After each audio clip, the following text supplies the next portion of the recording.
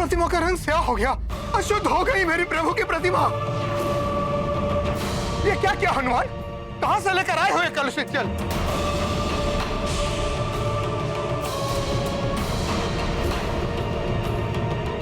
इसके एक स्पर्श से मेरे प्रभु की प्रतिमा अशुद्ध हो गई।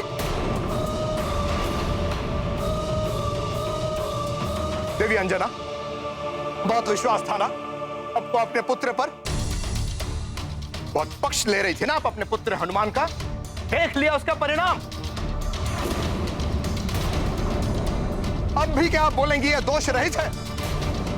मैंने पहले ही कहा था, इस बालक की चंचलता के साथ मेरी भक्ति का कोई मेल नहीं है। व्याधान डालेगा मेरी पूजा में ये, और वही हुआ।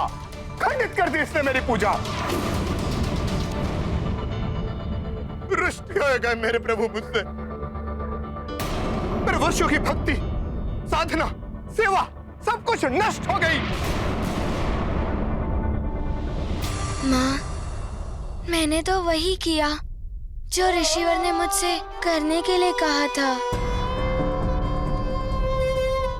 ब्रह्म मुहूर्त से पूर्व ही चंद्र सरोवर का जल लेकर मैं आ गया। उसके पश्चात मुझसे कहाँ भूल हुई, ये मुझे स्वयं ज्ञात नहीं है। बस चुप रहो बालक, अब एक और शब्द नहीं सुनना चाहता हूं मैं तुम्हारे मुख से। मेरे हाथों से मेरे प्रभु की प्रतिमा पर अशुद्ध जल चढ़ाकर उसे अशुद्ध करने का घोर अपराध, महाअन्याय और महादोष किया है तुमने। हनुमान से इतनी बड़ी भूल कैसे हो गई? कहीं क्रोधित होकर ऋषिवर उसे एक श्राप न दे दे। तुम्हारे कारण मेरे प्रभु की प्रतिमा शुद्ध हुई है, और अब उसे शुद्ध करने का भी उपाय तुम ही करोगे उद्दंड बालक। अन्यथा मेरे क्रोध, मेरे श्राप से कोई तुम्हारी रक्षा नहीं कर सकता। क्षमा ऋषिवर, बालक की भूल समझकर क्षमा कर दीजिए हनुमान को। ऋषिवर, मैं याचना करता हूँ, मेरे पुत्र को क्षमा कर दीजिए। मैं वचन देता हूँ, प्रभु की प्रतिमा को शुद्ध करने के लिए आप जो कार्य कहेंगे मैं करूंगा। नहीं, नहीं, नहीं। प्रतिमा का शुद्धिकरण इसी उद्दंड बालक को करना होगा। बहुत दंभ है ना इसे अपनी भक्ति पर। क्या था प्रभु स्वयं आकर अपने हाथों से इससे भोजन प्राप्त करते हैं। इसके उन मिथ्या वचनों का ही ये अनिष्टकारी प्रभाव है। इसके भक्ति के दोष का ये परिणाम है।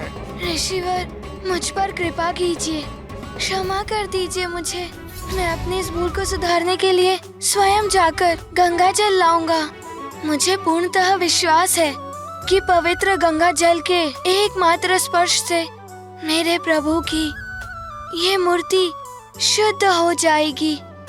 तुम स्वयं को महाज्ञानी, महाशक्तिशाली समझते हो ना हनुमान?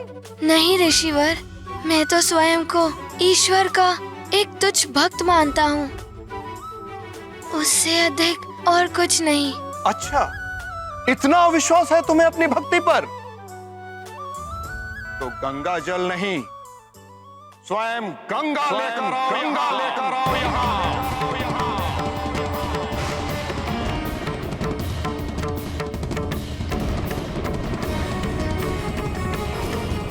यदि तुम्हारी एक आह्वान पर स्वयं प्रभु को भोग ग्रहण करने के लिए आप बुला सकते हो, तो परम पावनी माता गंगा को भी यहाँ अवश्य लेकर आ सकते हो। और स्मरण रहे हनुमान, गंगा मैया के यहाँ आके प्रभु की मूर्ति को शुद्ध करने तक मैं अन्न जल सब त्याग करूंगा।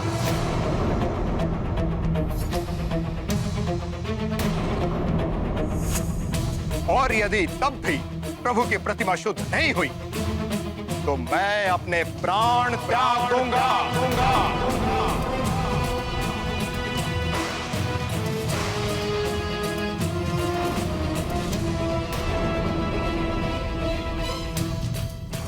जिसके पाप का वहन तुम्हें करना पड़ेगा हनुमान।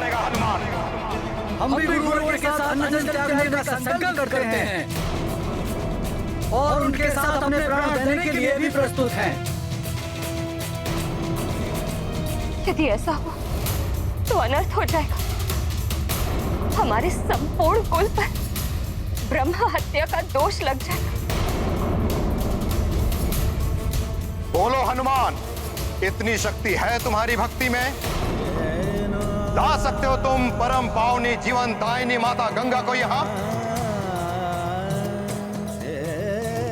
परंतु ये कैसे संभव हो सकता है? माता गंगा के प्रवाह को कौन परिवर्तित कर सकता है? माता गंगा को यहाँ कैसे लाया जा सकता है? बोलो हनुमान, है तुम्हारी भक्ति में इतनी शक्ति?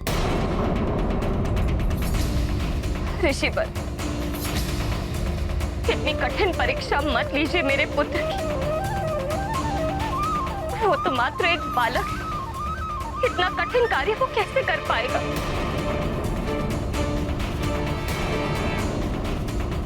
गंगा मैया को यहाँ लेकर आएगा हनुमान।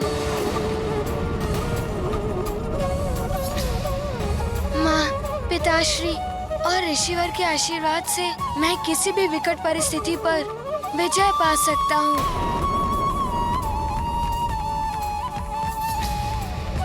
गंगा मैया के यहाँ आने से ऋषिवर की पूजा पूर्ण होगी और मैं दोष मुक्त हो जाऊंगा। माँ, ये कैसा संकल्प ले लिया तुमने पुत्र? तुम्हें ज्ञात है कि ये कितना कठिन कार्य है? कैसे लाओगे गंगा मैया को यहाँ? कौन सहायता करेगा तुम्हारी?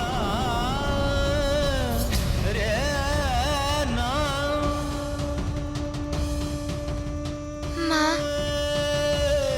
आप चिंता मत कीजिए माँ। हनुमान सत्य और धर्म के मार्ग पर अग्रसर है, इसीलिए उसके इस उद्देश्य प्राप्ति के लिए कोई उसकी सहायता अवश्य करेगा। मुझे आज्ञा दीजिए माँ। पिताश्री, अब मैं गंगा मैया को अपने साथ लेकर ही लौटूंगा। स्मरण रहे हनुमान, जब तक तुम गंगा मैया को यहाँ लेकर नहीं आते, तब तक मैं और मेरे शिष्यों का निराहार निरंतर व्रत चलता रहेगा। जी ऋषिवर। और यदि इस अंतराल में हम तपस्वियों का कुछ भी अहित हुआ, तो उसका दायित्व तुम पर होगा हनुमान। ऋषिवर, आप निश्चिंत रहें। हनुमान ऐसा अनर्थ कदापि नहीं होने देगा। हनुमान शीघ्र ही पवन पावनी गंगा मैया की जलधारा के साथ यहाँ प्रस्तुत होगा। आज्ञा दे ऋषिवर। प्रणाम।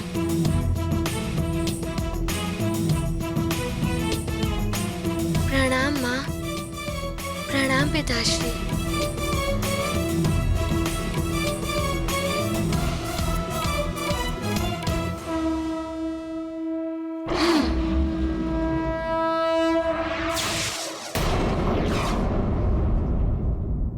हे ईश्वर, ये कैसी कठिनाई में पड़ गया है मेरा पुत्र। कैसे लेकर आएगा वो गंगा मैया को यहाँ? अब आप ही उसकी रक्षा कीजिए प्रभु। निकट भविष्य में आप पर महासंकट आने वाला है हनुमान। कैसा संकट दुर्ग सिंह गंधर्व जी? वो तो आपको समय आने पर ही ज्ञात होगा, परंतु स्मरण रहे हनुमान, तब आपकी सहायता एकमात्र महर्षि अगस्त्य ही कर सकते हैं। उस महासंकट से मुक्ति के लिए आप महर्षि अगस्त्य के पास ही जाइएगा हनुमान। हे प्राणवल्लभ, क्या उस गंधर्व का सुझाव मानकर हनुमान ऋषि अगस्त के पास गए उनसे सहायता लेने के लिए? और क्या स्वामी, ऋषि अगस्त्य हनुमान की सहायता करने में समर्थ थे? अनुपयुक्त है उनके लिए ये शब्द। समर्थ उससे कहीं अधिक हैं वो। ऋषि अगस्त्य वो ऋषि हैं जिन्होंने मनुष्य रूप में रहकर भी देवत्व प्राप्त किया। जो कार्य करने में देवता भी अक्षम है, वो करने की क्षमता रखते हैं ऋषि अगस्त्य हैं। एक बार ऋषि अगस्त्य के ही शिष्य विंध्याचल पर्वत में मेरु पर्वत से भी श्रेष्ठ होने का दंभ उत्पन्न हो गया।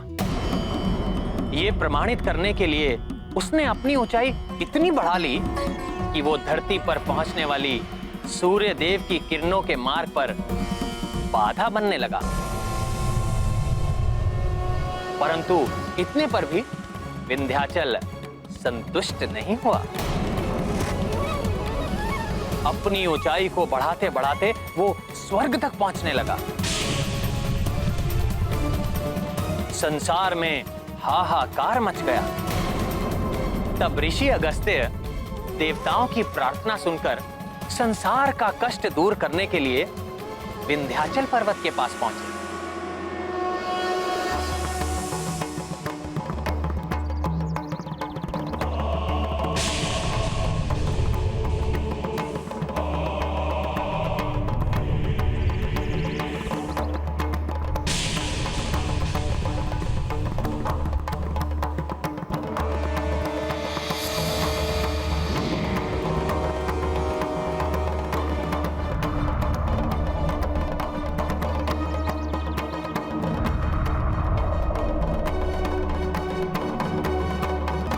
आकाश में अपनी उच्चता का इतना दम हो गया है तुम्हें विंध्याचल।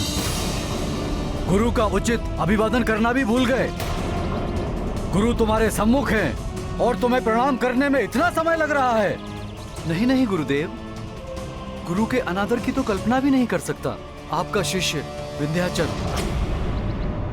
मेरा दंडवत प्रणाम स्वीकार कीजिए गुरुदेव।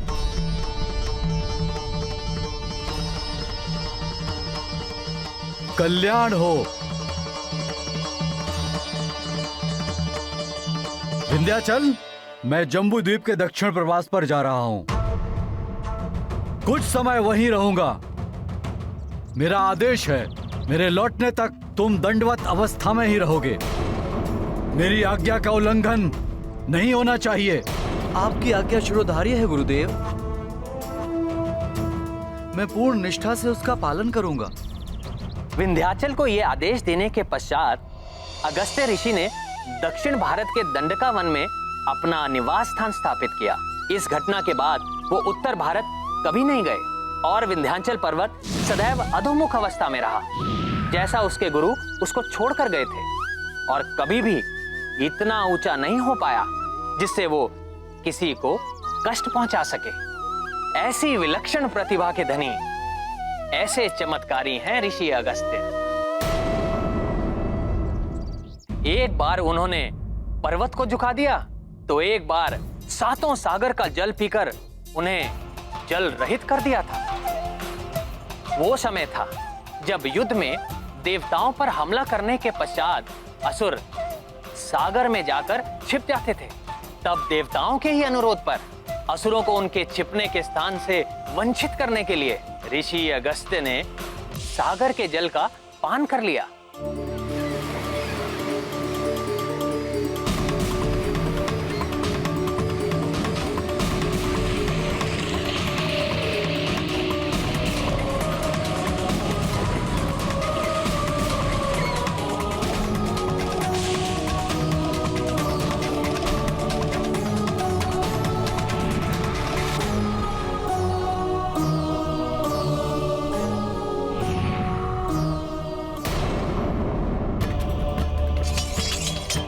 फिर जब देवताओं का संकट टल गया, तब स्वयं ब्रह्मा जी के आग्रह पर ऋषि अगस्त्य ने सागर का जल लौटाया।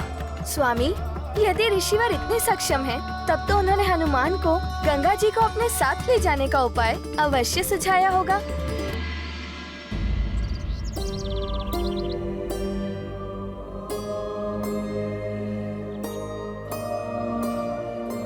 मात्र प्रभु प्रतिमा को ही नहीं, परम पावनी माँ गंगा की सहायता से तुम्हें संपूर्ण जम्बू द्वीप को सदा के लिए शुद्ध करना होगा हनुमान।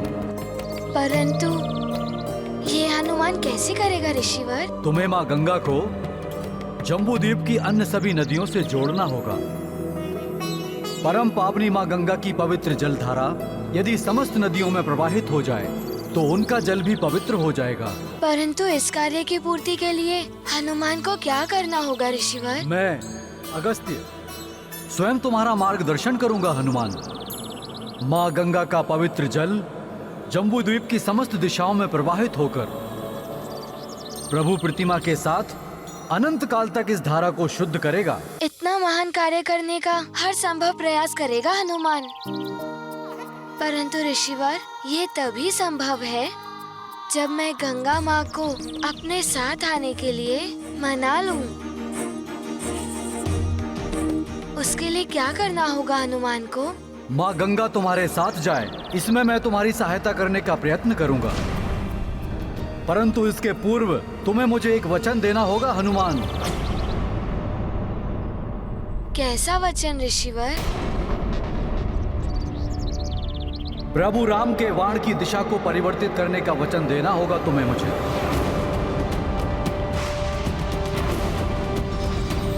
भविष्य में मेरे आदेश पर तुम ऐसा करोगे।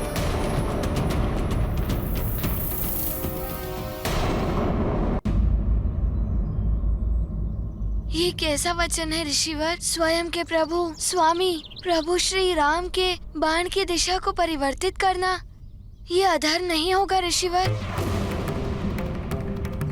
धर्म ही जिसका कर्म हो हनुमान, वो भला धर्म के विपरीत जाकर तुम्हें कोई अनुचित कार्य करने का आदेश दे सकता है क्या?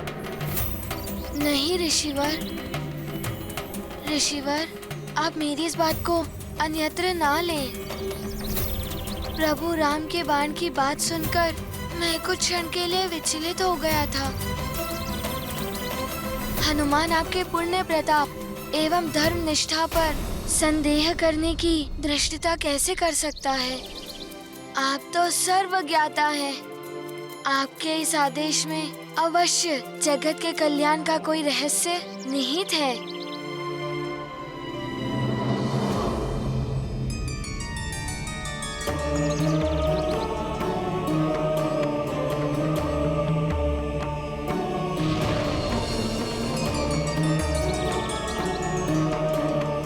अब तुम मुझे एक वचन दो हनुमान।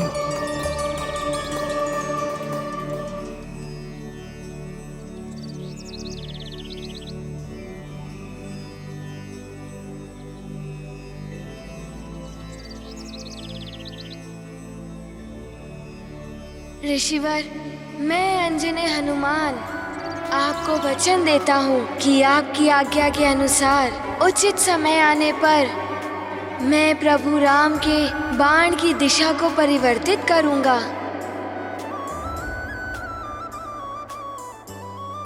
अब मैं माँ गंगा का आवाहन करता हूँ।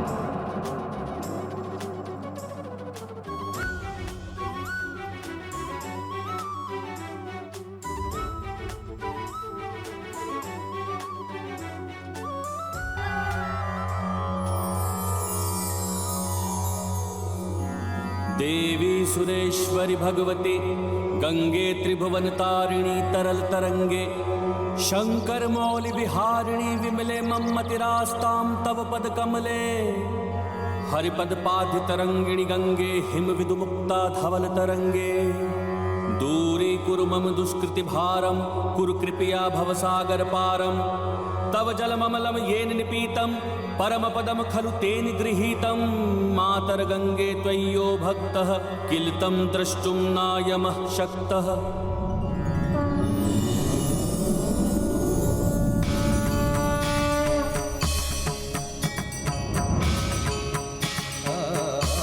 प्रणाम गंगा माँ। प्रणाम ऋषिवर। प्रणाम गंगा माता। कल्याण हो पुत्र हनुमान। माँ गंगे, मेरे आह्वान पर आपने शुभ दर्शन दिए, मैं कृतार्थ हुआ माता। मेरी एक प्रार्थना और स्वीकार कीजिए माते। हनुमान के साथ सुमेरु सरोवर तक जाकर हनुमान को संकट मुक्त कीजिए। अपनी पावन जल धारा को जम्बूद्वीप की समस्त नदियों से जोड़कर उन्हें भी पवित्र करने की कृपा कीजिए माते। ऋषिवर, मैं हनुमान के साथ अवश्य चली जाऊंगी, परंतु मैं अपने तीव्र वेग के कारण चिंतित हूँ। मेरे वेग के सामने जो पड़ता है वो मुझ में समाकर नष्ट हो जाता है।